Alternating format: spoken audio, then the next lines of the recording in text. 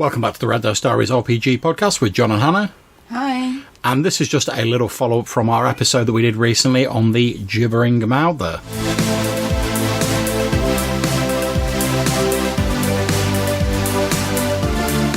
So, if you've listened to our recent Gibbering Mouther episode that we did for our Friend or Foe Friday, you'll know that we talked a little bit about Shoggoths and the Lovecraft mythos. Now, we've just actually started watching Lovecraft Country. We've just watched the first couple of episodes, and there's mention of Shoggoths in the first episode. Now, although we're not going to get into deep spoiler territory, we are obviously going to be talking about things that happen in the first episode. So, if you've not watched it yet and you're going to, maybe give this a bit of time until you've actually watched the first episode. But we're going to talk about a moment where the main characters have been confronted in the woods and they're being held at gunpoint by some horrendously racist police officers. And there is a screech in the woods, which is obviously great horror foreshadowing. Mm-hmm. You don't really see whatever this creature is at first. And that sort of links on from the whole sort of dark, violent atmosphere that's pervading the scene.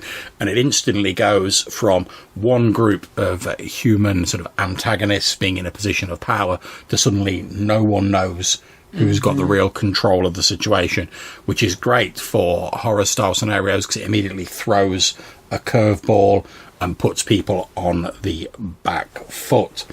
We've then got another tried and tested sort of horror style where one of the police officers is killed, but it's like smash cut so quickly together that like his arm gets severed and you don't even see what the creature is. The camera's shaking, etc. And as we pointed out when we were talking about horror in our Gibbering Mouther episode, it's always best to keep the monster sort of off camera for as long as you can to build up that suspense. Obviously, you have to show something eventually, and they do in the show, but it's always more scary up until the moment you actually see the monster. And there's also these strange sort of like tittering sort of whistling noises that they hear, which seem to be these creatures, which aren't Shoggoths, but nevertheless sort of like we thought it was worth pointing out because it does follow a lot of the sort of horror vibe that we were talking about. They're sort of tittering between each other and they seem to be communicating in some sort of like pack tactics, which again, obviously a frightful thing because it gives you the impression you're being hunted. And as humans, we're used to being at the top of the food chain, so suddenly finding out that isn't the case is very scary indeed. Although the creature does have multiple eyes that seem to run along its back, which nicely ties back into that whole Gibbering Mouther, multiple sensory organs vibe. The protagonists are pursued and they eventually find themselves trapped in a small wooden, like woodsman-style hut. Another tried and tested horror trope.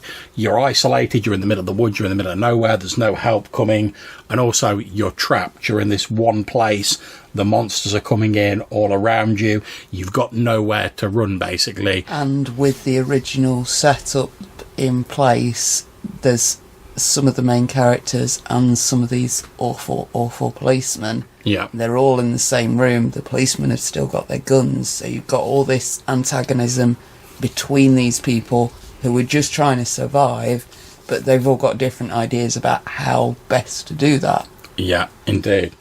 And then we get to the inevitable point where someone's got to go and try and get... In this case, they've got to try and go and get some supplies because they've discovered the monsters are scared of light. But you'll often find in sort of horror scenarios, you can't just hunker down in like your bunker, your hut, whatever.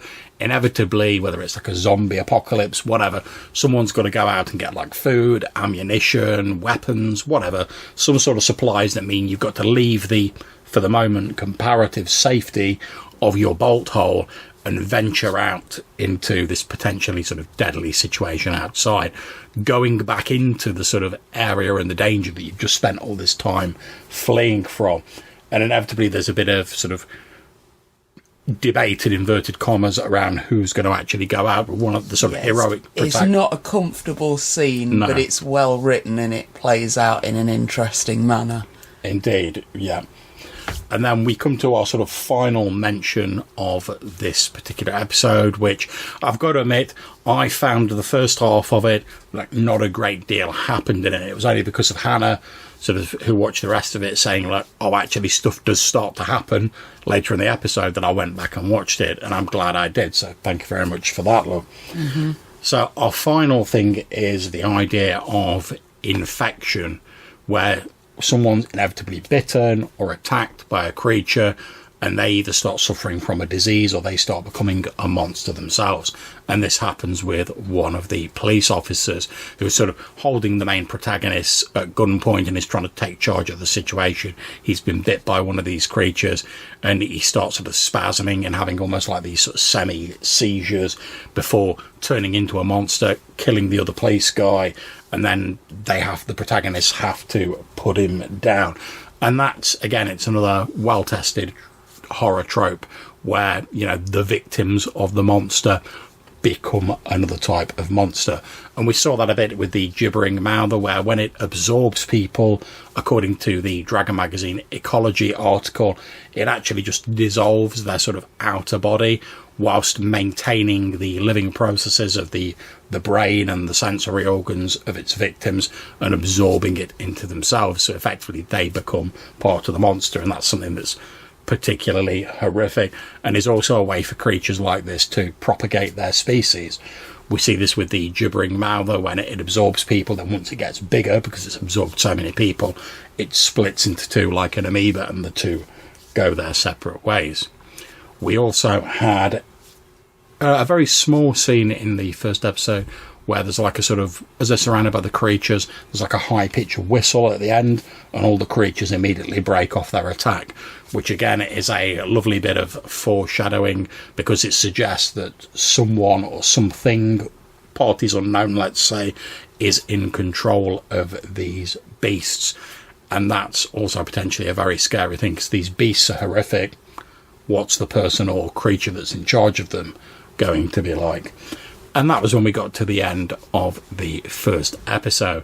And I just wanted to record like a quick sort of little addendum here to point out some of these horror tropes that we use, since obviously it's tied in with Lovecraft, which we sort of leaned on quite heavily in our Gibbering Mouther episode. And also because, as we were saying, if you're going to run a horror game, there's some things you really need to consider, which we've just discussed in both the Gibbering Mouther episode and this one. And the first episode of Lovecraft Country seems to do it really well. And I'm looking forward to seeing what happens in the second episode. So we're going to go and watch that now. So until we see you again, take care. Whatever you're playing, have fun. Bye.